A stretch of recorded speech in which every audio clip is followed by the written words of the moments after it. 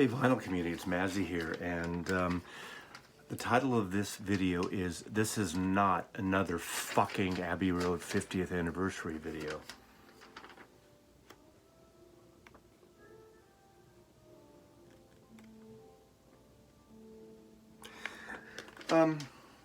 However, it is about the Abbey Road 50th Anniversary and about 50 years of Abbey Road, all my copies of Abbey Road briefly.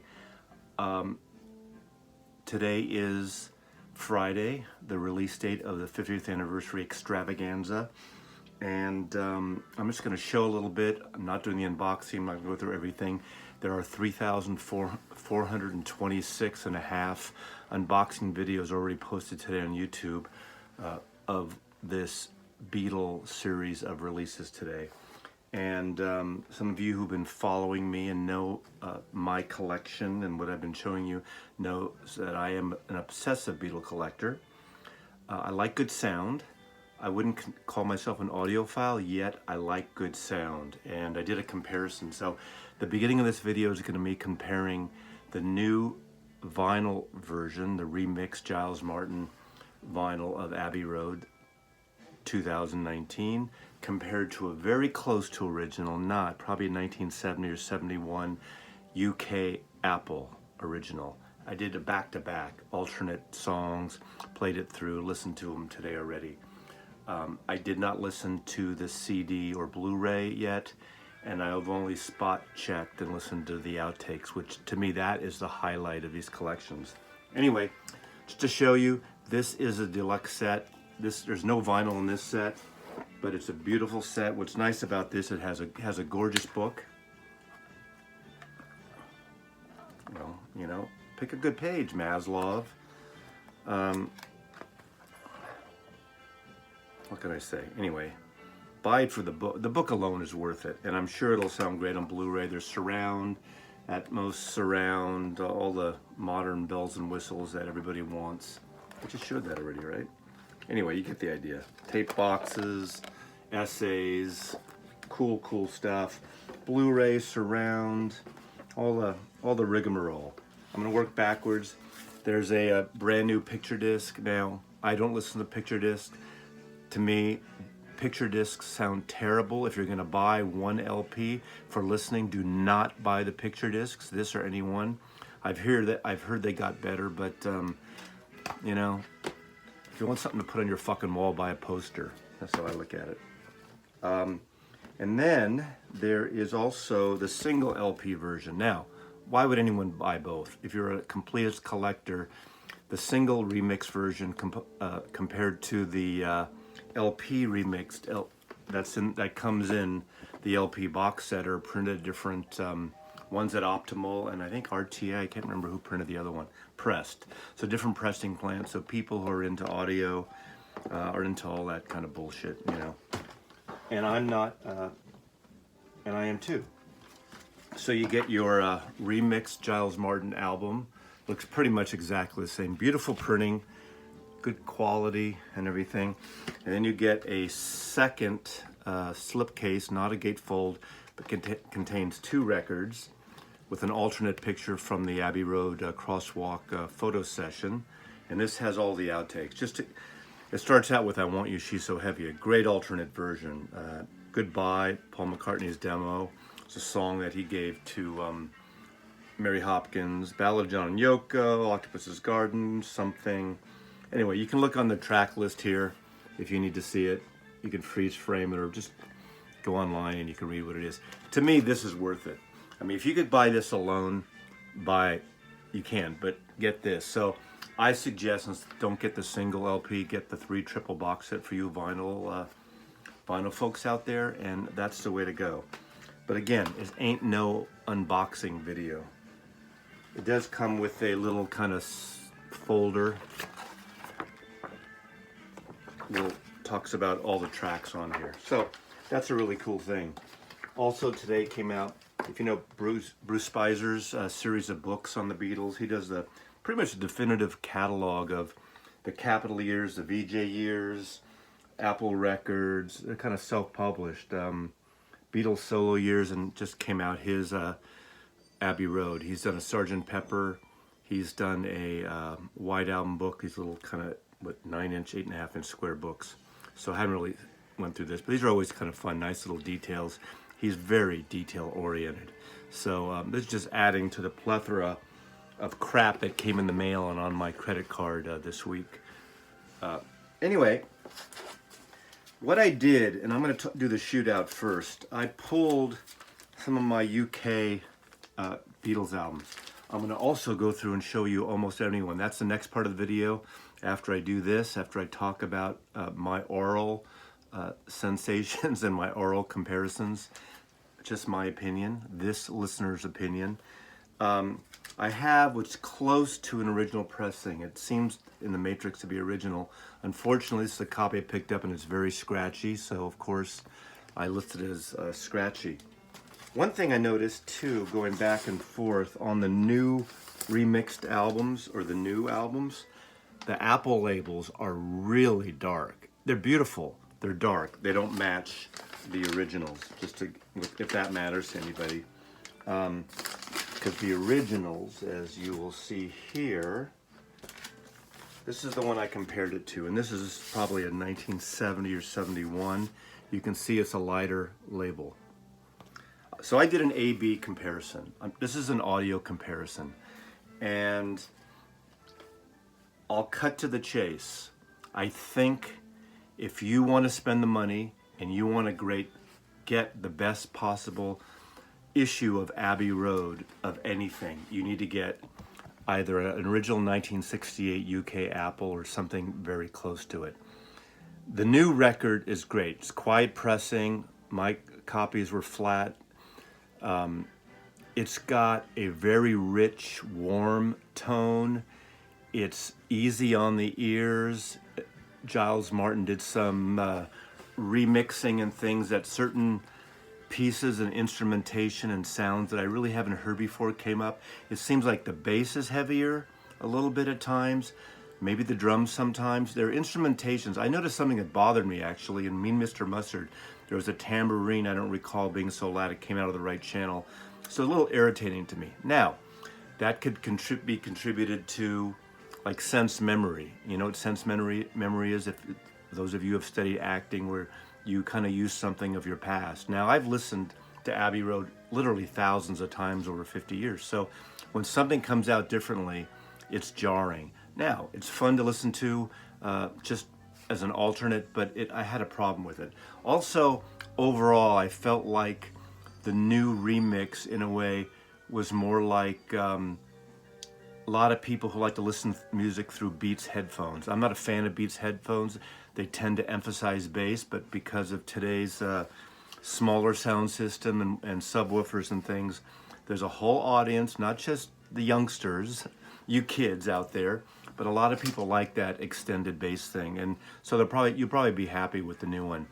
But I found that my original, or as I should say, close to original UK Apple, had more snap to it. It had more air and vibration. It was more open. It was a better fucking rock and roll record, in my opinion. It was alive, and I really loved listening to it again. So chalk it up. The new one remix is good. It's interesting.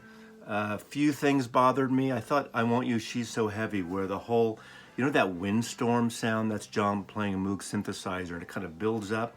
I think the original builds up better and then just cuts and stops at the end. The new one's interesting, but there was things there that I heard that just, was I listening too close? Again, I'm not one of these audiophile freaks. That's not how we listen to music usually, but for the sake of this video and the sake of my own peace of mind, I wanted to do kind of an A-B comparison. And maybe some of you will be interested in that. And again, not to say it's a bad thing, it's not. I, for one, really disliked the Giles Martin Sgt. Pepper remix. I thought it was heavy-handed, bass over. I just didn't like it at all. But I did like his White Album remix. But again, I still am used to and I prefer the originals of those. But Abbey Road is interesting. I have to listen to it more. There are some little nuances. Again, as I said, harmonies seem to come up more on the on the new one, and they're mixed up a little more. But it just, I don't know, it was smoother. It was easier on the, I don't want to say easier on the ears than the original. The original just seemed like a great rock and roll record. So that's kind of my overall thing. You know, keep an eye open for you who really want the greatest of Abbey Road, and try to find a 1969 UK press, or even a 70, 71.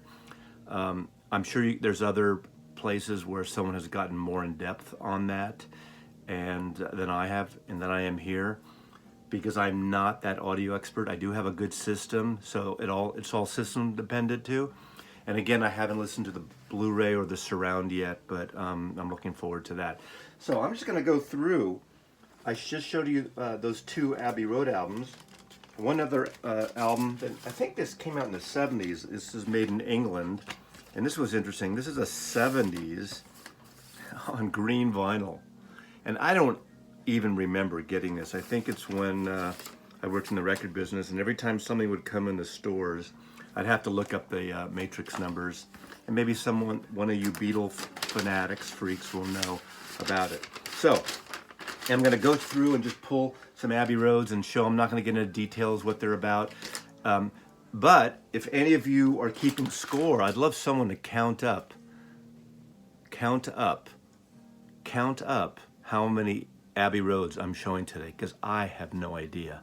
I'm guessing I have 25 to 30 copies, and I'm not going to show compact discs or anything else. So, all right. We got, I believe, and again, I believe this is my original. This is the original American one I bought in 1969. Now, again, the American ones are fine, but they come nowhere close to the UK apples. So the American ones are a little wonky, but hey, I lived with this for a long time, so, you know, big deal. This is a later Capitol pressing. I believe this is from the 80s. And it's a sealed copy that I think when the Beatles were switching over the rest of their catalog to the UK versions, even though Abbey Road's consistent throughout, I picked this up, as I did this one. So this one has an Apple label, like the original, pretty much. The one I just showed before was interesting, because it has a little Capitol. It's like a 70s, though, doesn't it? That's that 70s Capitol logo they used for a while. This is the remastered vinyl that came out 2009, I believe. Is that when these came out? Okay, a little wonky on it. I'd still go for an original. It's okay. It's a little too sterile for me, a little too digitally sourced, even though the new one remix is digitally sourced as well. Okay, I got 2 copies here of the super high fidelity original recording. This is basically MoFi copies. Now, MoFi gets a lot of love on the VC, but I gotta say, all MoFis are not equal. In the last 10 years, the guy Kurt, is it Wiedeling? I don't remember his name, who's really working on the mobile fidelity stuff, is doing a fantastic job. Music from Big Pink, Surrealistic Pillow, Love Forever Changes, they're great. I am not a fan of Beatles mobile fidelity at all. I don't think they had copy tapes. There's no mid-range, there's like highs and lows, and they just don't have a nice feel, from my opinion. And I know I watch a lot of my friends here on the VC, and you guys all get excited when you find MoFi stuff. A lot of it's great. I think they had a bad patch. I think this stuff is not interesting, really. Super high fidelity, limited edition. Yeah, big deal. Out of here, MoFi. But as a collector, I have to have it. So I'm sorry.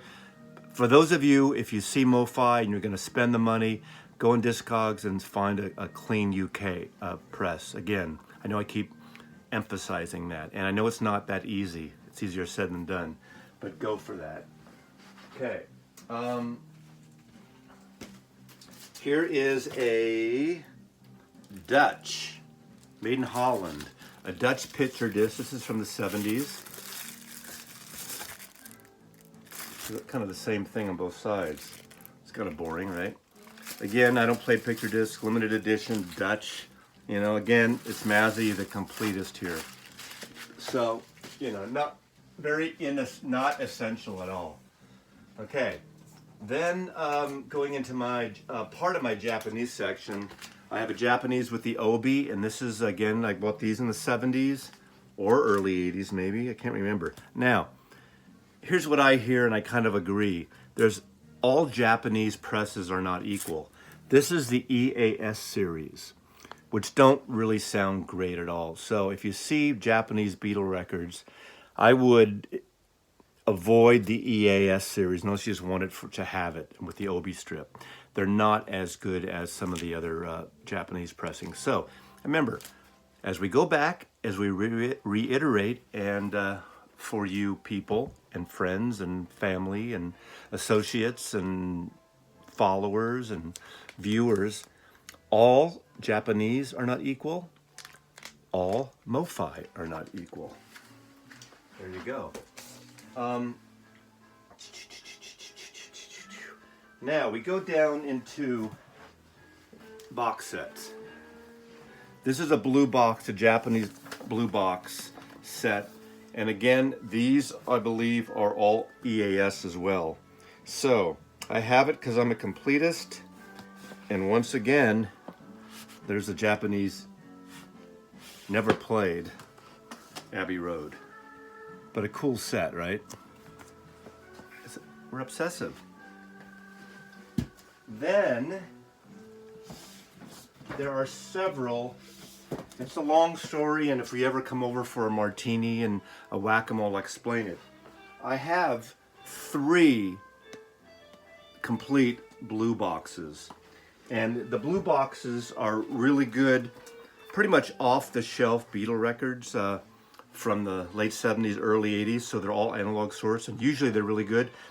But they weren't pressed specifically for these box sets.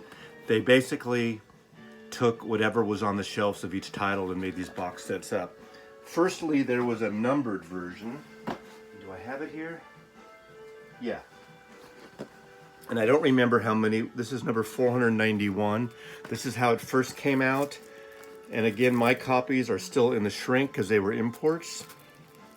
So we got a loosely shrinked Abbey Road here, import. Those of you of a certain age might remember when imports were coming around in the 60s and 70s to record stores in America. Most of the time they'd either have no shrink wrap or a very loose shrink wrap like this, because in those days American records, like now, are all shrink wrapped. In the UK and Europe, records were not shrink wrapped. So for the American audience, they had to do some kind of shrink because I think people thought they were used or defective, or they didn't think them as new. Kind of like factory sealed for your protection. So again, the Blue Box series, analog cuts. Then you can get into the whole thing of tube cuts versus solid state cuts. And I'm not going to get into that. That's not what this is about. This is Abbey Road. We're celebrating 50 years of fucking Abbey Road. Let's see, is this the same one then? Of course, then I got another one, another box here, so we won't get into that, more of the same. Now,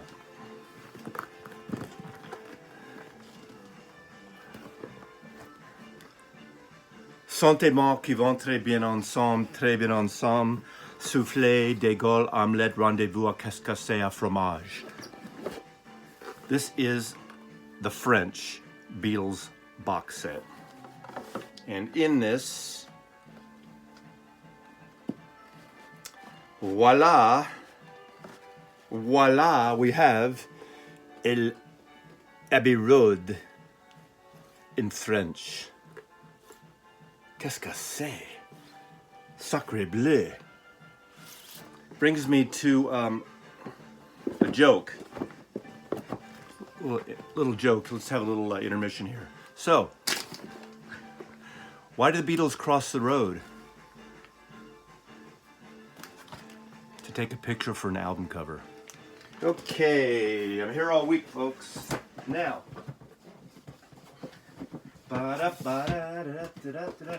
then there's I'm not going to pull it out because it's too low here. There's the 2009 Beatles stereo box set, copy of Abbey Road there, so that counts as one as well. Then there was, the Beatles heavy roll top. This came out when the CDs came out in 86, 87. Kind of a little cool, over-the-top heavy. Oh, this thing fucking rolls down. Oh my God. Has the book that was in this kind of emulates the 86 CDs and their albums. And of course, for this video, I have to show you. It's not even, still sealed. But this is, again, on Capitol. This one has the Capitol logo somewhere there. So that's Abbey Road. And this of course, came with the Past Masters album, which had all the singles that weren't on the albums. So this is the time when Capitol finally changed over. I'm down here, I'm not going. Where Capitol changed over from the Capitol albums, the American versions, up through Sgt. Pepper, to lining and syncing everything up with the UK counterparts, the original way the Beatles made the records. And then, of course, this is one that everyone used to want to get all the time, the Mo-Fi box. Oh my God, it's so freaking heavy. It includes a geodisc, which is basically a way to line up your stylus and your azimuth and all the crappy shit we gotta do to line up stereo. Why don't we fucking just play CDs from now on, all this vinyl crap. Anyway, this lines it up to make sure you're perfect. And this is how the original Mo-Fis looked.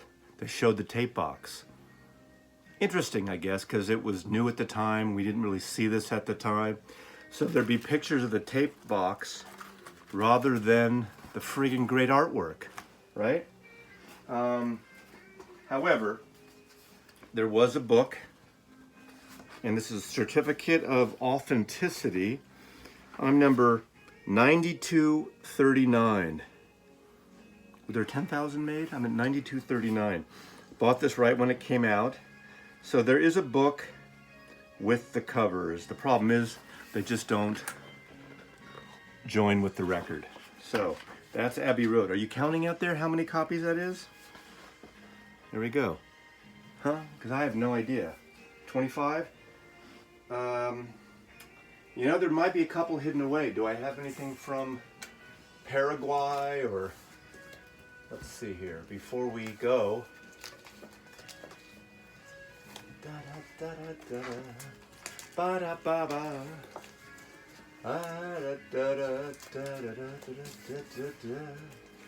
guess that might be it. Anyway, that's enough, right? So, Abbey Road, showing you Abbey Road, 50 years of Abbey Road, not a fucking unboxing video. I would say the new vinyl is wonderful because you need all those outtakes. The outtakes are amazing. And I bet you most of you will enjoy the remix. You know, most people don't A-B music. You put it on, you listen to it, you enjoy it. Sure, it's fun to hear that organ part. In fact, I love Billy Preston on I Want You, She's So Heavy. I just was reminded that he plays that B3 or the Hammond, whatever on that. And he really adds a nice texture. That would have been the thing if the Beatles had toured after that with Billy Preston. That would have been stunning. But it's nice to have an alternate. I don't think the remix replaces it. And most people, when they put on a record, you guys don't, and women don't A-B, and let's listen to that cut and this cut. But when I was putting on, I noticed on the remix, I put on the opening track, Come Together. Now, the new one, as I said, you have to turn it louder than the original. I had to turn it up 3 to 4 or 5 little kind of numbers on my receiver to get it to the same volume as my original. Also, the original snaps, which means that I don't mean pops in terms of badness, pop. It's crystal clear in the best possible way. Also, I found on the remix, John Lennon's vocal in the beginning of Come Together is kind of soft on the left. It really surprised me. He didn't just, I know that album comes out, he just, here come old flat top, he come moving up slowly, just really kind of starts wonderfully on that album. On side 2, I've always loved after the acoustic guitar intro of Here Comes the Sun, when Ringo drums and the bass comes in. It was nice on the remix, but then I put on the original and it just flourished. It was open and it was wonderful. Now we're gonna see, and I don't know if I'm gonna do a follow-up, but we're gonna see how it sounds, the surround and how the digital sounds. But you know, if you have a great UK, you don't need this, but you do want to get those outtakes one way or another.